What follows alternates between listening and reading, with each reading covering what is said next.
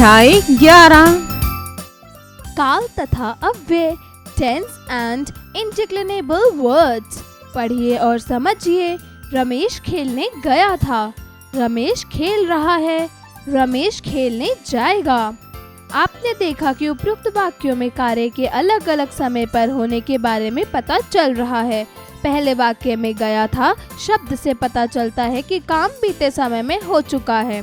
दूसरे वाक्य में रहा है शब्द से पता चलता है कि काम वर्तमान समय में हो रहा है। तीसरे वाक्य में जाएगा शब्द से पता चलता है कि काम आने वाले समय में होगा। इस प्रकार हम कह सकते हैं कि क्रिया के जिस रूप से उसके होने या करने के समय का पता चलता है उसे काल कहते हैं। काल भूतकाल, वर्तमान काल, भविष्यत काल। काल 3 प्रकार के होते हैं। पहला भूतकाल, क्रिया के जिस रूप से बीते हुए समय की जानकारी प्राप्त हो उसे भूतकाल कहते हैं। जैसे सुभाष ने खाना खा लिया, हर्ष फुटबॉल खेल रहा था। ऊपर लिखे वाक्यों में खा लिया और रहा था शब्दों से बीते हुए समय का पता चल रहा है, अतः ये भूतकाल है। मुख्य पहचान, वाक्य के अंत में था, थी, थे लगता है। दूसरा वर्तमान काल अर्थात चल रहा समय। जैसे राहुल खाना खा रहा है, सुदेश क्रिकेट खेल रहा है, अस्मिता पानी पी रही है। उपयुक्त वाक्यों में खा रहा है, खेल रहा है और पी रही है से कार्य के वर्तमान में होने का पता चल रहा है, अतः क्रिया के जिस रूप से कार्य के वर्तमान समय में होने का पता चलता है उसे वर्तमान काल कहते हैं। तीसरा भविष्यत काल, भविष्यत अर्थात आने वाला समय। जैसे कल मैं केरल जाऊंगा, अगले हफ्ते मैं ऑफिस ज्वाइन करूंगा, माँ अब चिंता मत करिए, मैं रात तक आ जाऊंगा। उपरोक्त सभी चित्रों में जाऊंगा, करूंगा और आ जाऊंगा क्रियाओं से आगे आने वाले समय में काम के होने का पता चल रहा है, अतः क्रिया के जिस रूप से कार्य के आने वाले समय में होने का पता चल रहा हो उसे भविष्यत काल कहते हैं। वाक्यों में काल की पहचान, क्रिया के रूप को देखकर काल की पहचान की जाती है।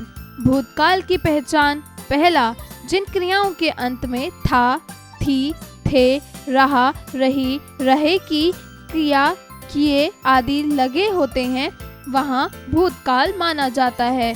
दूसरा या, ये, ई, ये, ए से समाप्त होने वाली क्रियाएं भी भूतकाल की होती हैं। वर्तमान काल की पहचान, पहला सामान्य रूप में जिन क्रियाओं के अंत में है अथवा है लगा होता है वह वर्तमान काल होता है। दूसरा क्रियाओं के अंत में है और हैं के साथ रहा है, रही है लगा होने पर भी वर्तमान काल ही होता है। भविष्यत काल की पहचान, आने वाला समय। जैसे जिन क्रियाओं के अंत में गा, गी, गे होता है वह भविष्यत काल होता है। अव्यय या अविकारी शब्द, बच्चों हमने लिंग, वचन, कारक आदि के विषय में अध्ययन किया है और यह भी पढ़ा है कि इनका वाक्यों में प्रयोग करने पर विकार उत्पन्न हो जाता है, अर्थात रूप परिवर्तित हो जाता है। अब उन शब्दों के विषय में पढ़ेंगे जिनमें लिंग, वचन, कारक आदि के कारण कोई विकार परिवर्तन नहीं होता है।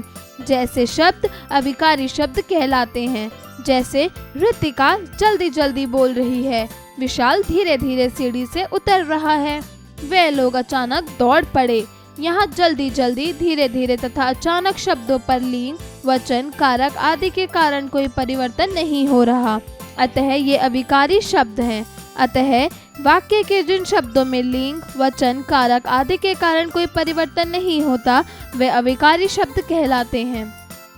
अविकारी शब्द 4 प्रकार के होते हैं। अविकारी शब्दों के भेद, क्रिया विशेषण, संबंध बोधक, समुच्चय बोधक, विस्मयादि बोधक।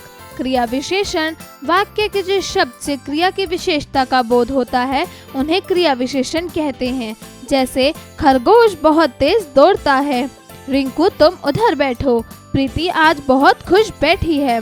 उपरोक्त वाक्यों में बहुत तेज, उधर और बहुत खुश क्रिया की विशेषता बता रहे हैं, अतः ये शब्द क्रिया विशेषण शब्द कहलाएंगे। क्रिया विशेषण के भेद, कालवाचक क्रिया विशेषण, परिमाणवाचक क्रिया विशेषण, स्थानवाचक क्रिया विशेषण, रीतिवाचक क्रिया विशेषण। पहला कालवाचक क्रिया विशेषण एडवर्ब ऑफ टाइम। कालवाचक क्रिया विशेषण क्रिया के होने का समय का ज्ञान कराते हैं। जैसे हम सब आज रात को 10 बजे इलाहाबाद जाएंगे। इस वाक्य में आज रात और 10 बजे शब्द कार्य होने के समय का ज्ञान करा रहे हैं। कुछ अन्य कालवाचक शब्द कल, परसों, आज, अभी, सदा, जब, तब, हमेशा, रोज आदि। अध्यापन संकेत शिक्षक शिक्षिका बच्चों को काल तथा अव्यय के भेदों को विस्तार पूर्वक समझाएं, जिससे बच्चों को आसानी से समझ आ जाए। दूसरा, परिमाणवाचक क्रिया विशेषण एडवर्ब ऑफ क्वांटिटी। परिमाणवाचक क्रिया विशेषण क्रिया के परिमाण अथवा माप तोल का ज्ञान कराते हैं। जैसे गिलास दूध से पूरा भरा हुआ है।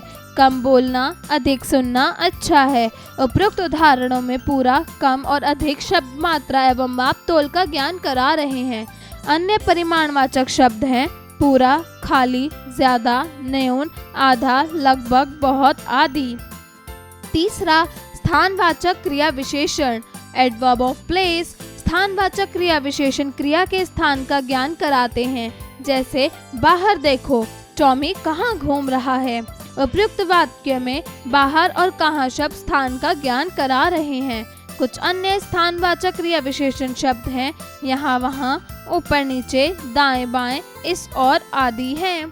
चौथा, रीतिवाचक क्रिया विशेषण एडवर्ब ऑफ मैनर। रीतिवाचक क्रिया विशेषण क्रिया होने की रीति का या ढंग का ज्ञान कराते हैं। जैसे तेज आंधी आ रही है। इस वाक्य में तेज शब्द क्रिया की रीति बता रहा है। कुछ अन्य रीतिवाचक क्रिया विशेषण शब्द शायद, सच, इसीलिए, जरूर, धीरे धीरे, ध्यान से, अचानक, जल्दी, रोते रोते, दौड़कर, अच्छा आदि। संबंध बोधक जिन शब्द द्वारा संज्ञा सर्वनाम का वाक्य के अन्य शब्दों के साथ संबंध जाना जाता है वे संबंध बोधक कहलाते हैं। जैसे मेरे घर के सामने पार्क है। उपयुक्त वाक्य में के सामने शब्द संज्ञा और सर्वनाम का आपसे संबंध बता रहे हैं। कुछ अन्य संबंध बोधक शब्द के आगे, की ओर, के समान, के द्वारा, के बदले, की ओर, के मारे, के साथ, की तरफ, के पास आदि। संबंध बोधक के भेद काइंड्स ऑफ प्रीपोजिशन। संबंध बोधक अव्यय के 9 भेद माने जाते हैं। स्थान सूचक अंदर, बाहर, ऊपर, नीचे आदि। विरोध सूचक अनुकूल, प्रतिकूल, सीधा, उल्टा आदि। व्यतिरेक सूचक सिवाय, अलावा, अतिरिक्त, रहित आदि। समता सूचक अनुसार, समान, तरह आदि। दिशा सूचक दूर, पास, निकट, सामने आदि। साधन सूचक के द्वारा, के माध्यम आदि। हेतु सूचक के लिए, कारण आदि। सहचर सूचक संग, साथ आदि। काल सूचक बाद, पहले, पीछे, आगे, पश्चात आदि। क्रिया विशेषण और संबंध बोधक में अंतर। क्रिया की विशेषता बताने वाले शब्द क्रिया विशेषण हैं और संज्ञा तथा सर्वनाम के संबंध में बताने वाले शब्द संबंध बोधक कहलाते हैं। समुच्चय बोधक कंजंक्शन दो शब्द, वाक्यांशों या वाक्यों को जोड़ने वाले शब्द समुच्चय बोधक कहलाते हैं। जैसे संजय गरीब है परंतु ईमानदार है। राधा झूला झूल रही है और गीत गा रही है।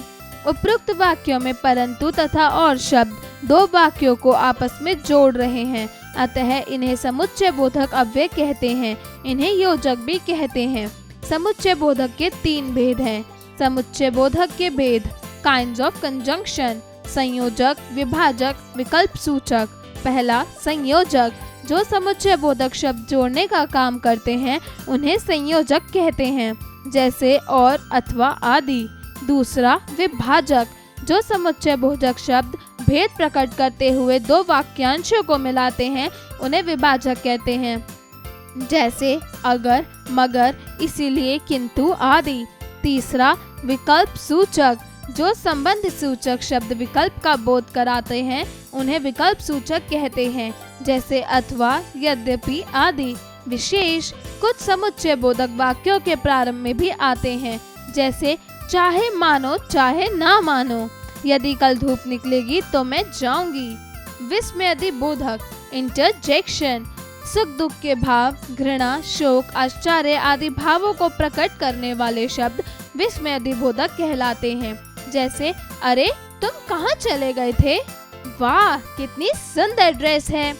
कुछ विस्मयादिबोधक शब्द क्रोध सूचक चुप, हर्ष सूचक ओह वाह, घृणा सूचक छी छी, स्वीकृति सूचक हाँ अच्छा, शोक सूचक हाय रे, आश्चर्य सूचक अरे बाप रे, संबोधन ओ अरे। विशेष विस्मयादिबोधक शब्दों से आश्चर्य, घृणा, हर्ष, शोक आदि का भाव प्रकट होते हैं। ये केवल मन के भाव होते हैं। आइए पुनरावृत्ति करें। क्रिया के जिस रूप से कार्य के होने के समय का पता चलता है उसे काल कहते हैं। क्रिया के जिस रूप से कार्य के बीते हुए समय में होने का पता चलता है उसे भूतकाल कहते हैं। कार्य के अभी होने का पता चले तब उसे क्रिया को वर्तमान काल कहा जाता है। क्रिया का जो रूप आगे आने वाले समय में कार्य होने की ओर संकेत करे उसे भविष्यत काल कहते हैं। अविकारी शब्दों में लिंग, वचन, कारक आदि के कारण कोई परिवर्तन नहीं होता। अविकारी शब्दों के 4 भेद होते हैं: क्रिया विशेषण, संबंध बोधक, समुच्चय बोधक, विस्मयादि बोधक। जो क्रिया की विशेषता बताए वे क्रिया विशेषण कहलाते हैं। क्रिया विशेषण के 4 प्रकार हैं: कालवाचक, परिमाणवाचक, स्थानवाचक, रीतिवाचक। संज्ञा या सर्वनाम शब्दों में संबंध बताने वाले शब्द संबंध बोधक कहलाते हैं। 2 शब्दों, वाक्यांशों या वाक्यों को जोड़ने वाले शब्द समुच्चय बोधक कहलाते हैं। मन के भावों को प्रकट करने वाले शब्द विस्मयादि बोधक कहलाते हैं। अभ्यास कार्य, मौखिक कार्य, स्पीकिंग स्किल्स। दिए गए प्रश्नों के उत्तर बताइए। काल से आप क्या समझते हैं? क्रिया के जिस रूप से उसके होने या करने के समय का पता चलता है उसे काल कहते हैं। काल के कितने भेद होते हैं? नाम बताइए। काल के 3 भेद होते हैं: भूतकाल, वर्तमान काल, भविष्य काल। एक ऐसा वाक्य बताइए जिसके पीछे गा, गी, गे लगा हो। हम कल दिल्ली जाएंगे।